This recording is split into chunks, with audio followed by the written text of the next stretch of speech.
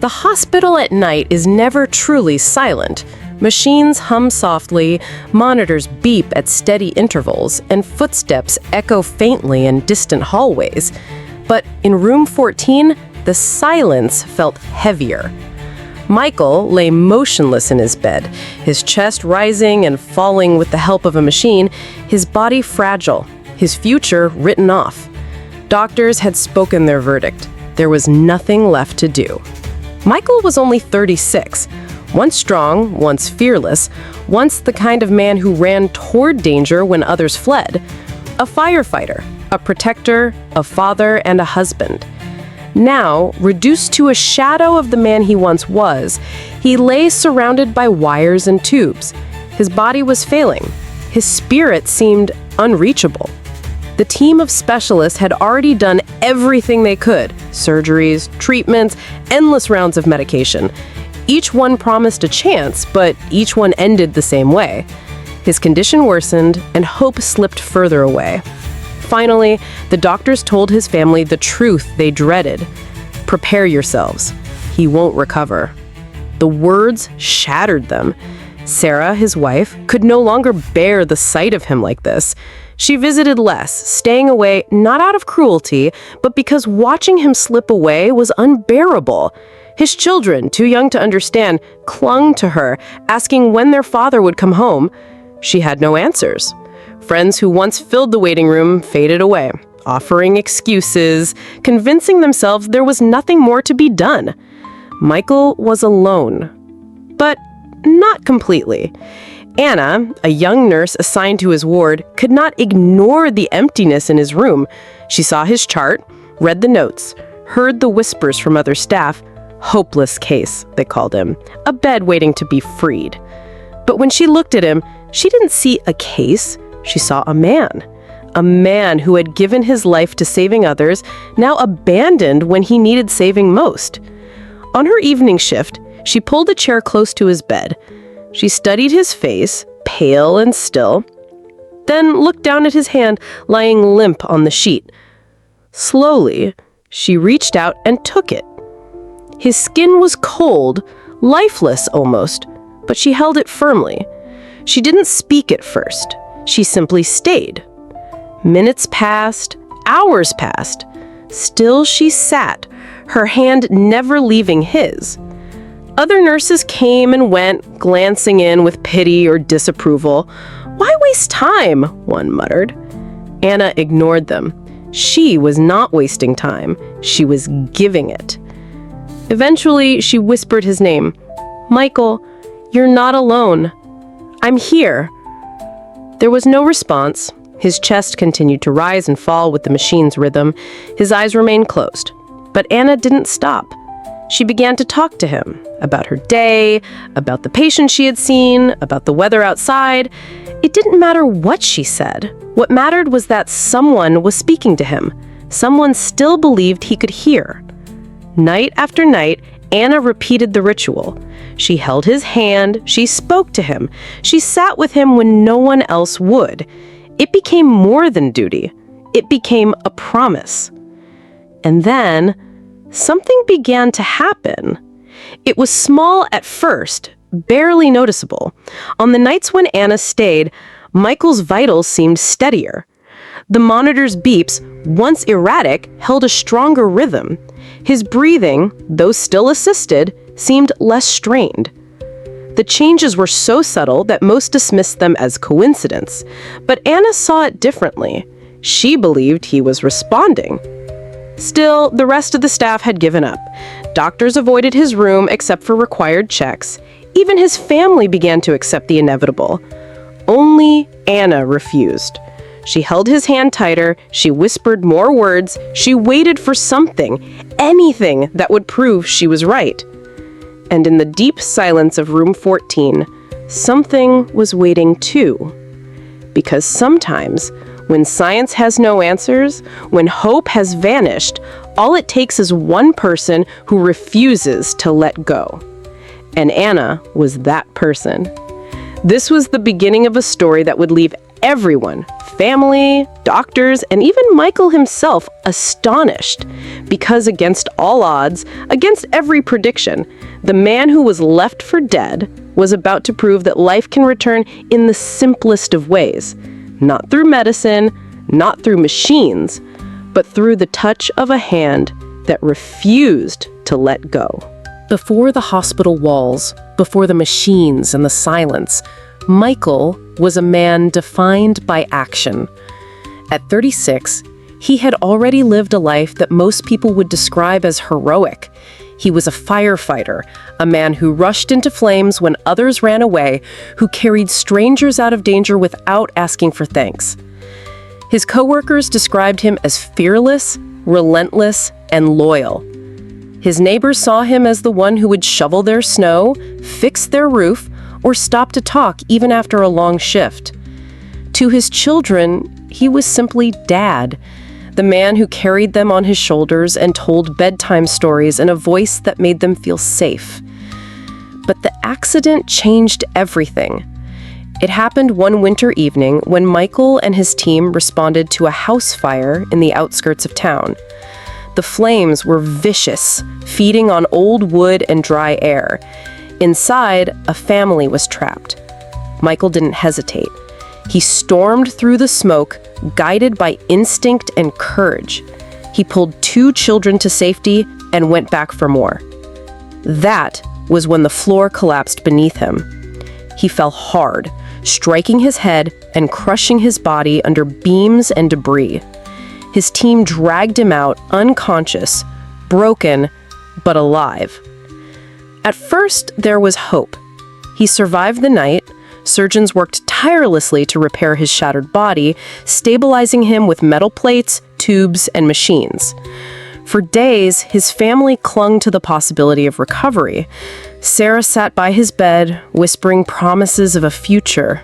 His children visited, frightened but hopeful. But weeks passed, and the truth became clear. Michael was not waking up. Complications piled on, internal bleeding, infections, and organ strain began to overwhelm his body. The man who once carried others out of burning buildings now lay completely dependent on others to keep him alive. His once broad shoulders were frail, his strong arms now motionless beside him. The fire that defined him seemed extinguished. Doctors explain the situation in clinical words: severe trauma, limited brain activity, minimal response. Prognosis: grim. Some called it a miracle he had survived the initial fall at all, but survival was not the same as living.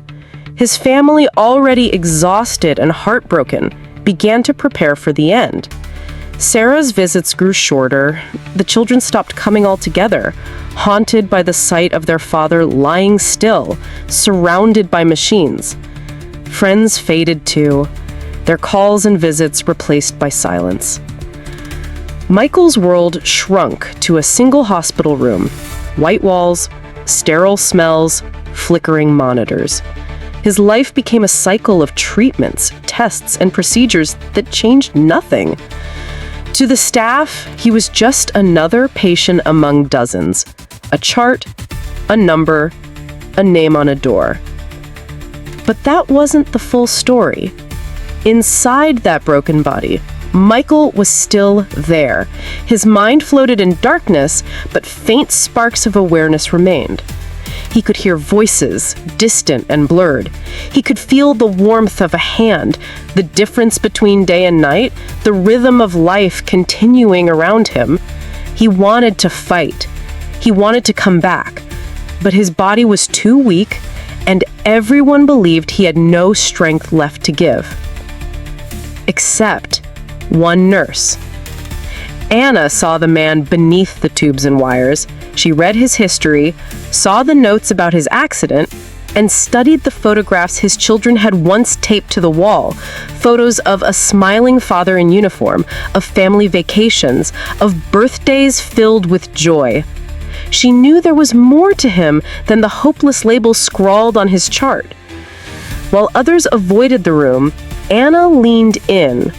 While others looked away, she looked closer. And though Michael couldn't open his eyes, though he couldn't speak, he felt something different when she was near. He couldn't explain it, but somewhere deep inside the silence, her presence reached him. This was the man everyone had given up on. But Michael's story was not finished. His life was not yet over. And soon, the world would discover that even when a body fails, the human spirit can find a way back, if someone believes enough to hold on. There comes a moment in every story when the world seems to decide the ending. For Michael, that moment arrived on a gray Tuesday morning when the doctors gathered in the hallway outside his room. Their voices were hushed, but Anna, who lingered nearby, could hear enough to know what was being said. Words like irreversible, no meaningful recovery, and finally the phrase that broke her heart, it's time to prepare the family for the end. Inside the room, Michael lay still. Machines continued their steady rhythm, but to the medical team, that rhythm meant little. They saw numbers on screens, flat charts of brain activity, lab results that pointed to decline. To them, Michael's life was no longer a battle to be fought. It was a waiting game, and the outcome was already written. Sarah was called in. She sat with the doctors as they explained in careful, practiced words that there was no hope left. "He's not coming back," one of them said gently. She nodded, tears spilling silently down her cheeks. The children were spared the conversation, too young to grasp what it meant. Friends and extended family were told that it was time to say goodbye. And so, one by one, people stepped back. Visits stopped, calls ended. His room grew quieter than ever before. The bed where a fighter once lay became, in their minds, a place of surrender. But not for Anna. That same day, after the last visitor left and the doctors walked away, she entered Michael's room with a different resolve. She pulled the chair close, as she always did, and reached for his hand. His fingers were limp, his skin cool. She sat in silence for a long time, listening to the steady beeps of the monitor. And then she spoke. "Michael, I don't believe this is your ending. I don't care what anyone says. I think you're still in there. And if you can hear me, I need you to fight." There was no response. No flicker of his eyelids. No movement in his hand. But Anna kept talking. She told him about the world outside the hospital, about the sunrise she saw that morning, about her belief that he still had more to give. She whispered his children's names, describing how Emily had drawn a picture of him standing tall in his firefighter uniform, and how Daniel had told a friend at school that his dad was the bravest man he knew. She refused to let him go unseen. Days passed, and her persistence became almost defiant. Other staff members shook their heads. "He doesn't hear you," they said. "It doesn't matter." But Anna would not accept it. She saw something in the faintest shifts of his breathing, in the way his heartbeat steadied when she held his hand. Maybe it was coincidence, maybe not. To her, it was enough. The turning point was not a dramatic miracle. It wasn't lightning striking or machines suddenly announcing recovery. It was smaller than that, quieter. One evening, as Anna held his hand and whispered his name, she felt the faintest twitch against her fingers.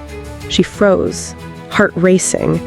She leaned closer, whispering again, "Michael, if you can hear me, squeeze my hand."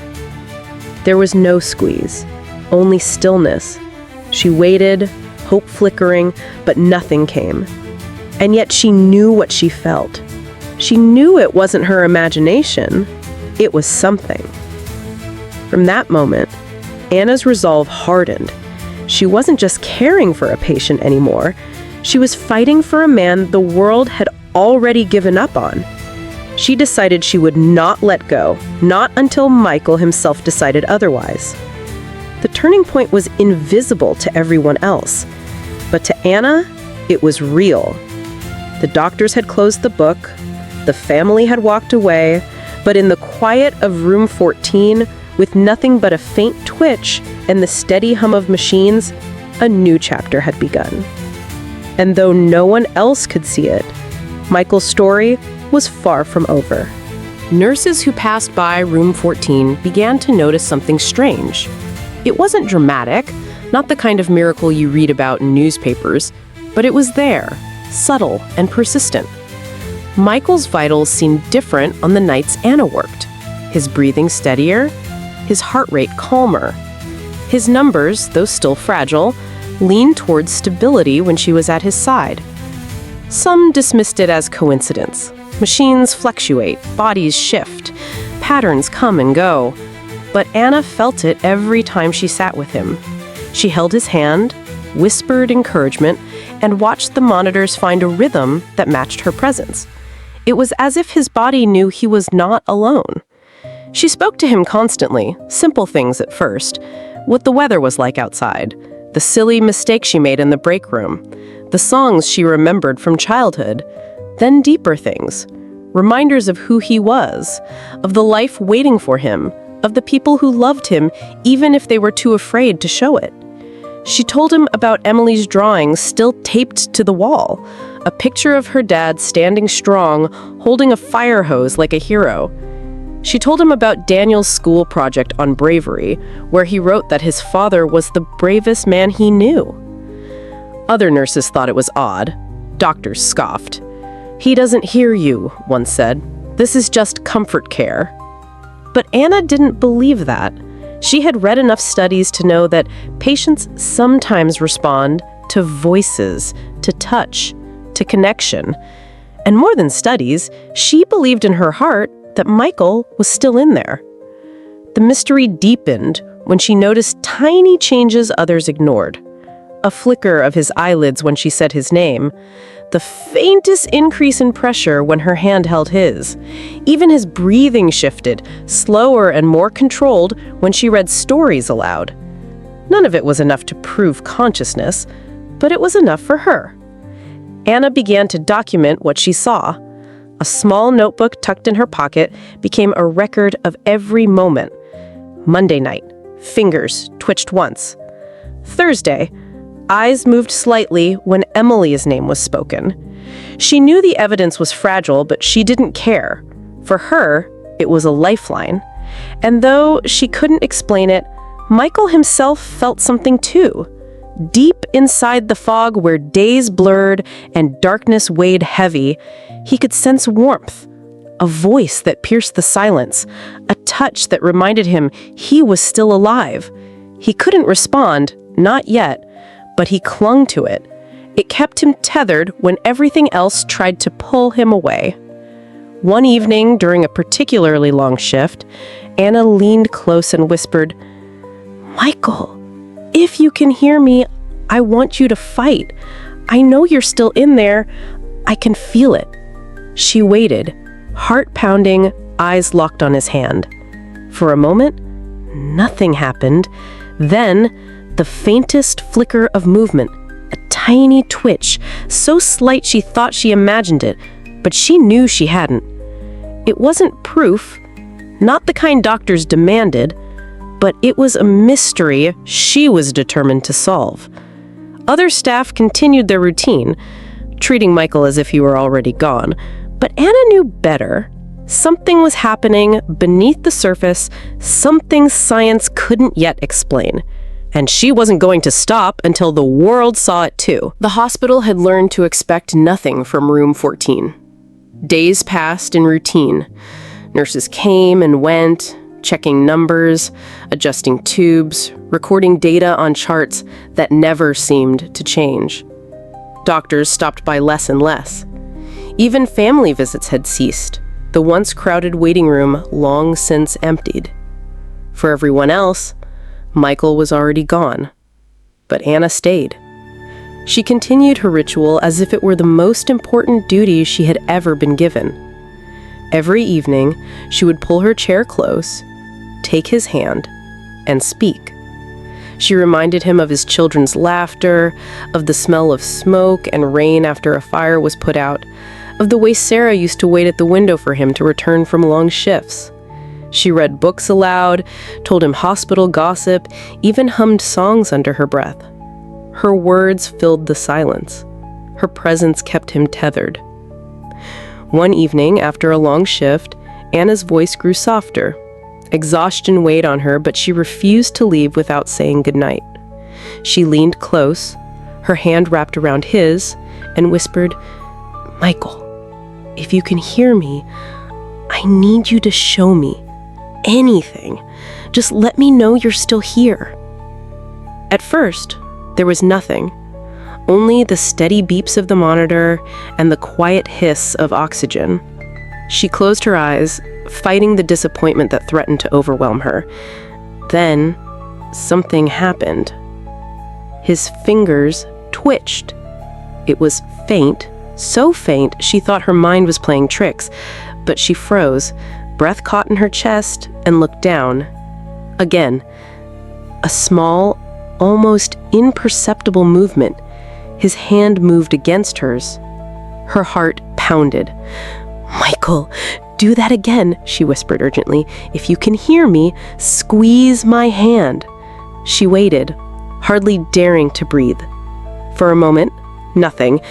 Then slowly, weakly, unmistakably, his fingers curled around hers. Her tears flooded her eyes. "You're still here," she whispered, her voice shaking. "I knew it. I knew you were still with us." She pressed the call button, and within seconds, another nurse entered. Anna explained in a rush, pointing to Michael's hand. But when they looked, his fingers lay still, limp as before. The other nurse shook her head. "Reflex," she said flatly. "Don't get your hopes up." But Anna knew better. She had felt it. It wasn't random. It wasn't mechanical. It was Michael. Later that night, she stayed longer than usual. She spoke again, softly, but with conviction. "Michael, I don't care what anyone else says. I felt you. I know you can hear me. And I promise you, I'm not going anywhere." Her words reached him. Inside the fog, Michael struggled to rise. He wanted to break free, to open his eyes, to speak. His body betrayed him, still heavy and unresponsive. But the spark had been lit. The connection was real. The next evening, Anna returned with renewed determination.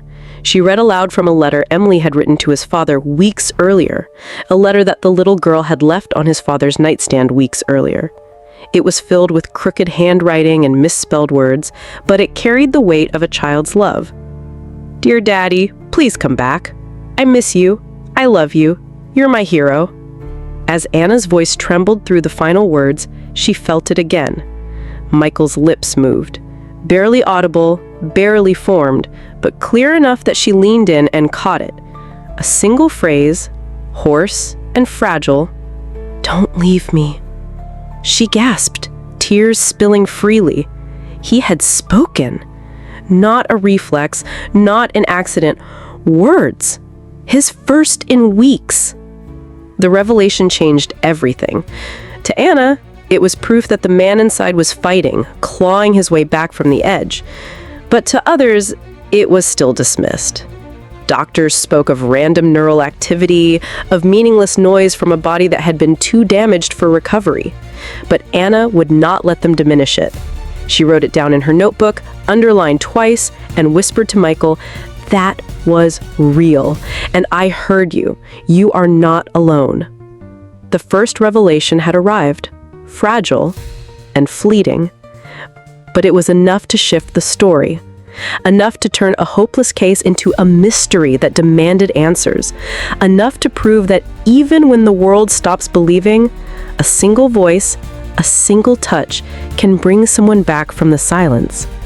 And for Anna, it was all the proof she needed. Hope had finally cracked open the silence of room 14. Anna carried the memory of Michael's whispered words like a flame in her chest. "Don't leave me." For the first time in weeks, she felt certain that he was on his way back. She spoke to him with even more determination, and though progress was slow, she believed the miracle was unfolding.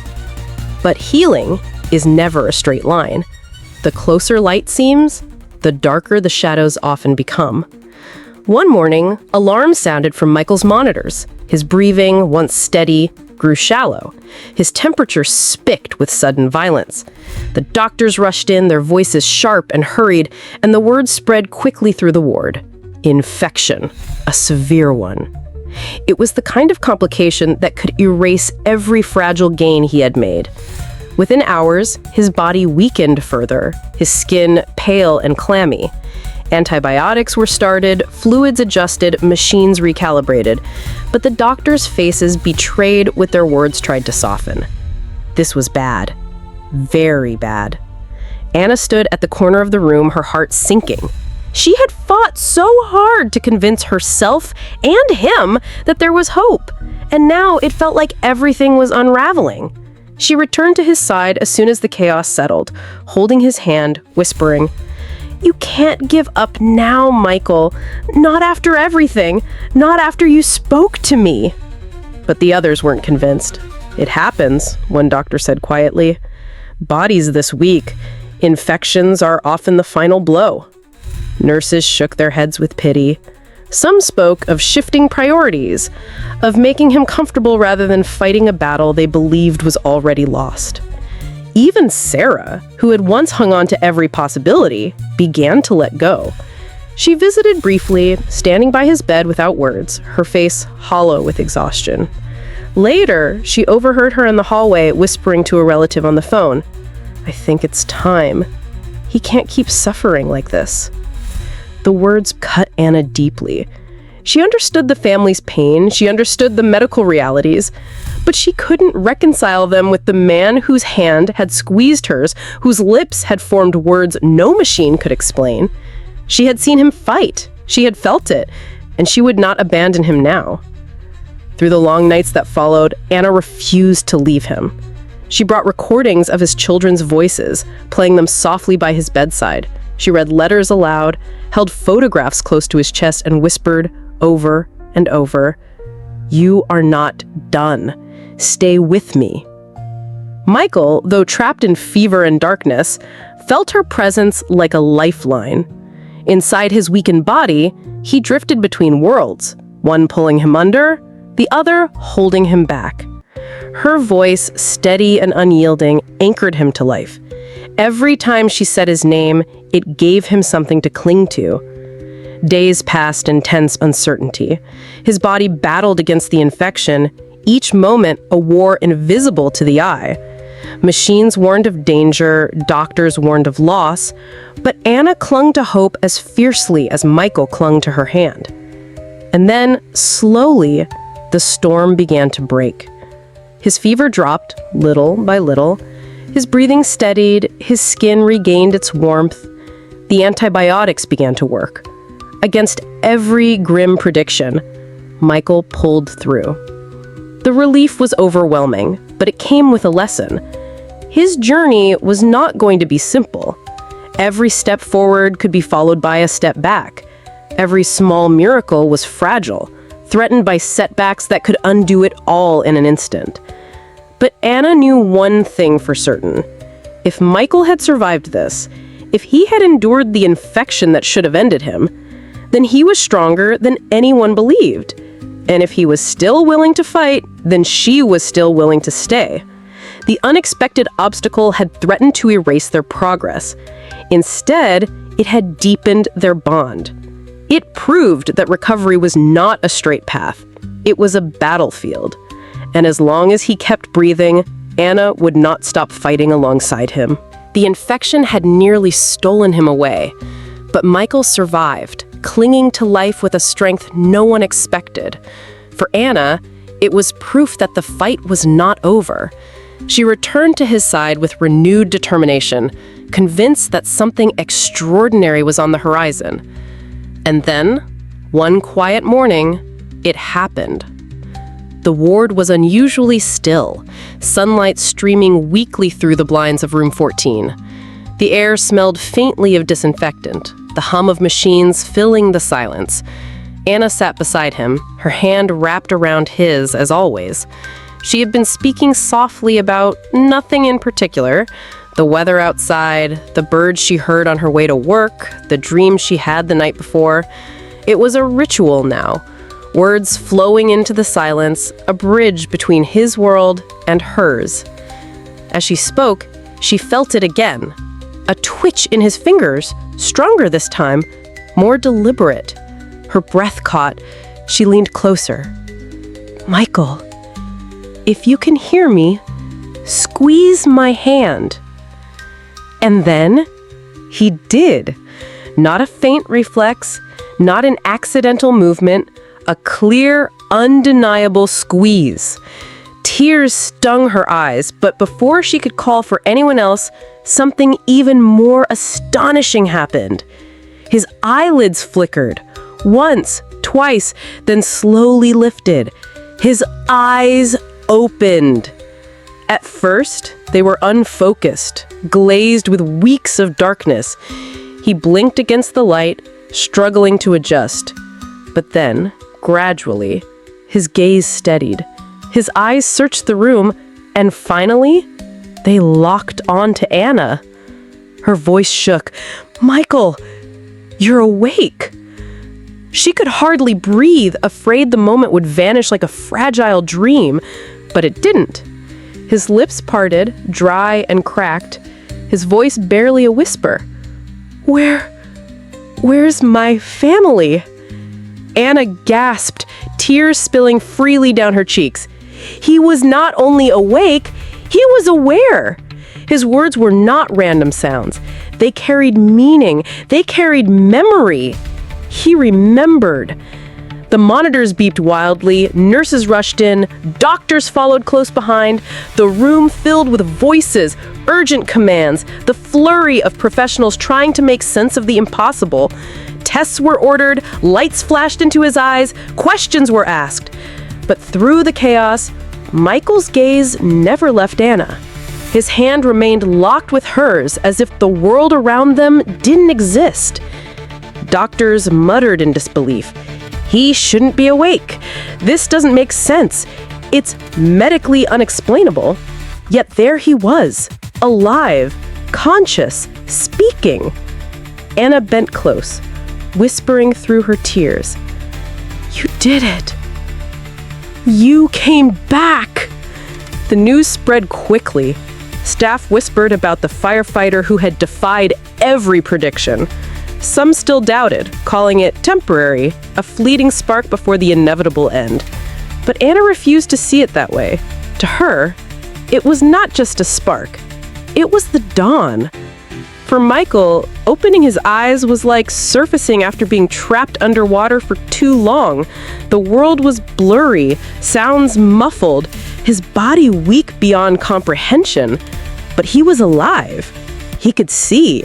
He could speak. And in that fragile moment, he felt the hand that had never left his side, the anchor that had pulled him through the darkness. This was the moment Anna had prayed for, fought for, believed in when no one else did. The moment that transformed a hopeless case into a living miracle. The moment that silenced every doubt. It was the wow moment. The moment that proved sometimes the greatest medicine is not in a pill or a procedure, but in faith, persistence, and the refusal to let go. And though Michael's journey was far from over, this single morning in room 14 changed everything. For Anna, for the doctors, for his family, and most of all, for Michael himself. Waking up was only the beginning.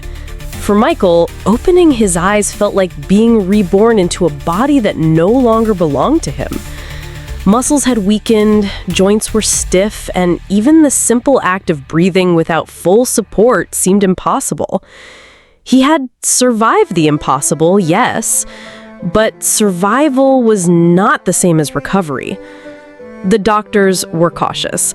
They reminded everyone that awakening did not guarantee a return to normal life.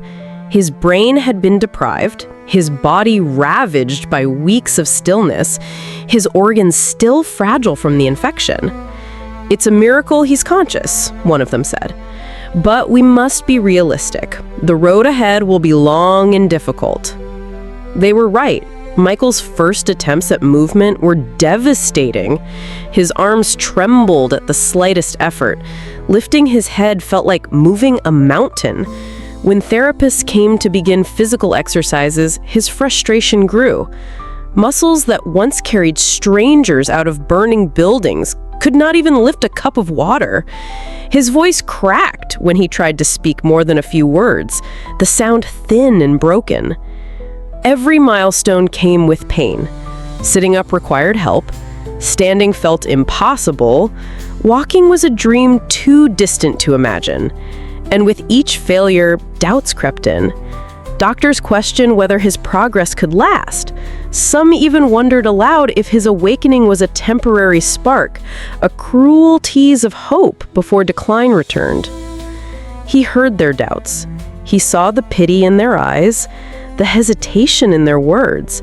He felt the weight of their disbelief pressing on him as heavily as the machines once had. And in the quiet of those moments, despair whispered that maybe they were right.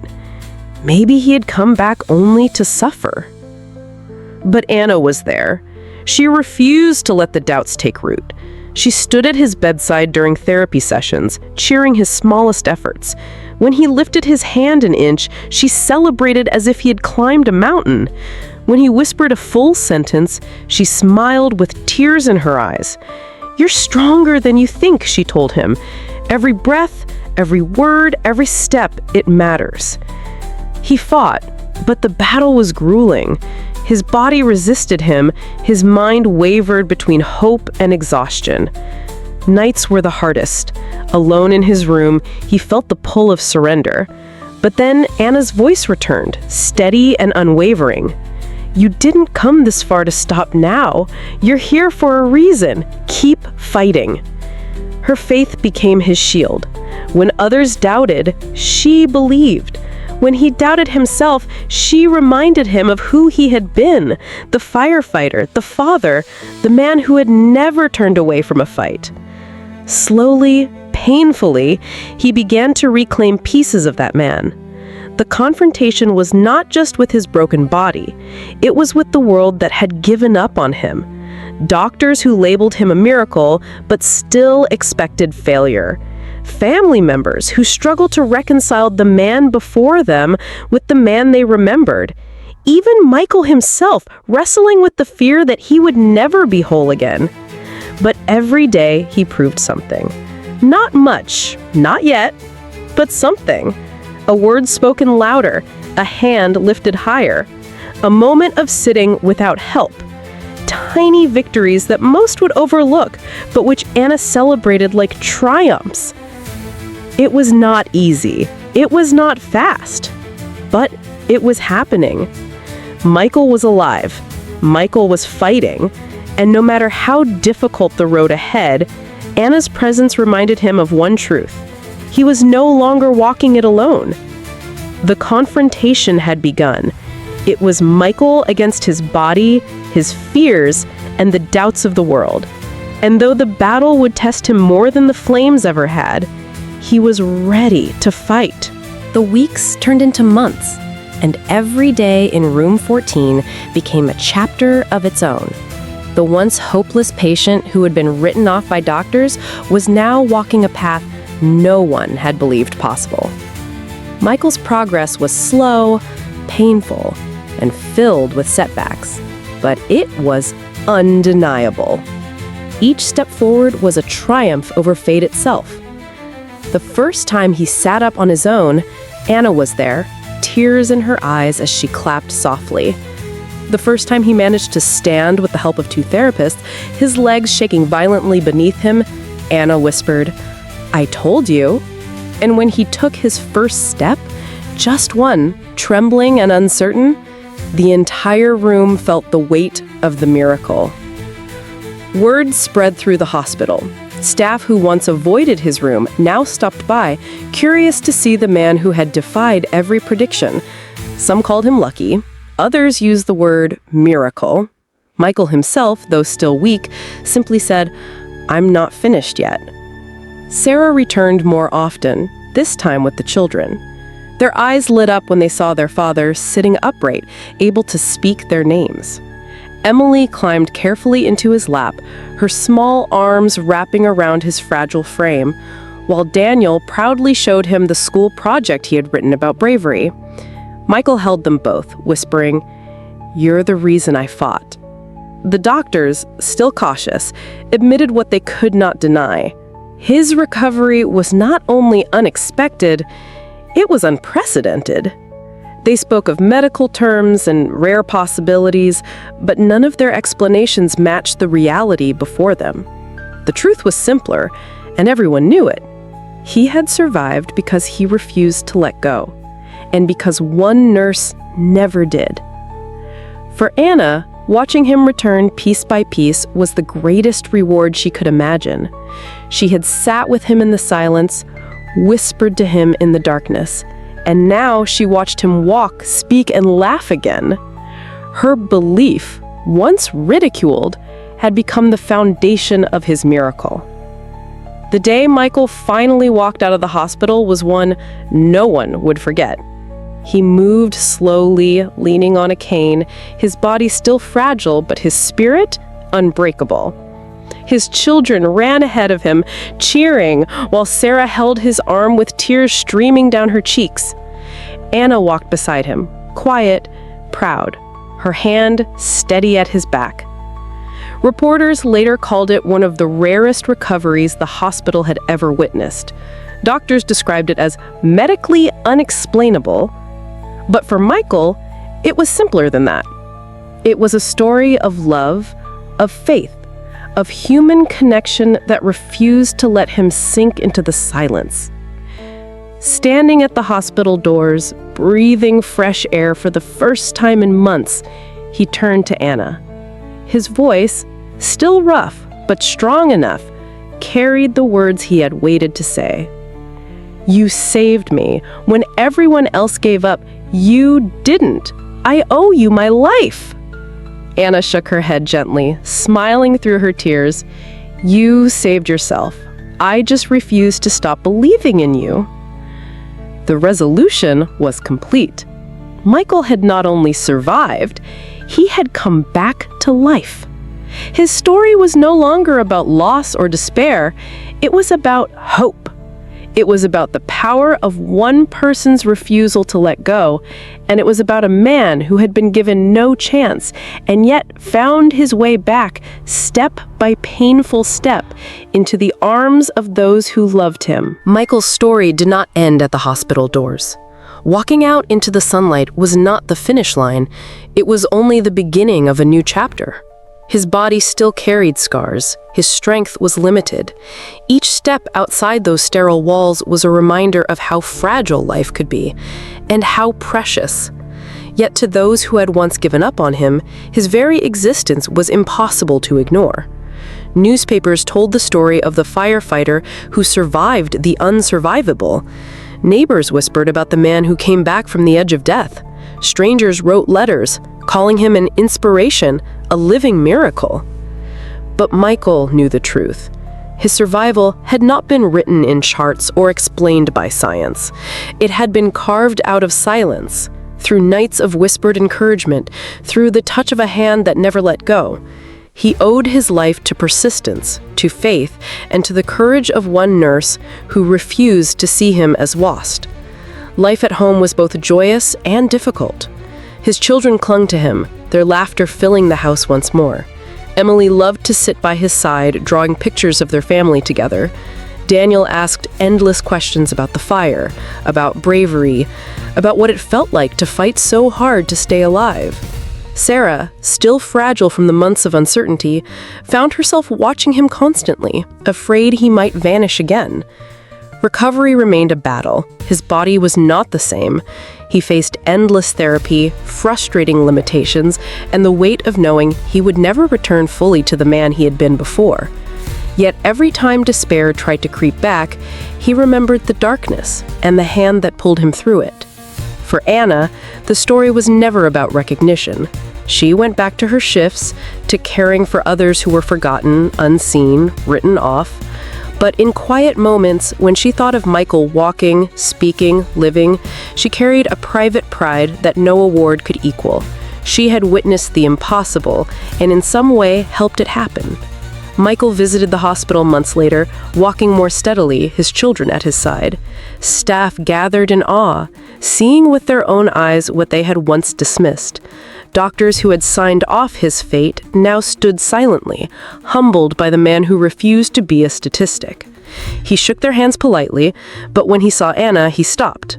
Without a word, he pulled her into an embrace that spoke louder than anything else. And yet, even as he rebuilt his life, Michael often found himself asking the same question late at night. Why him? Why survive when so many others did not?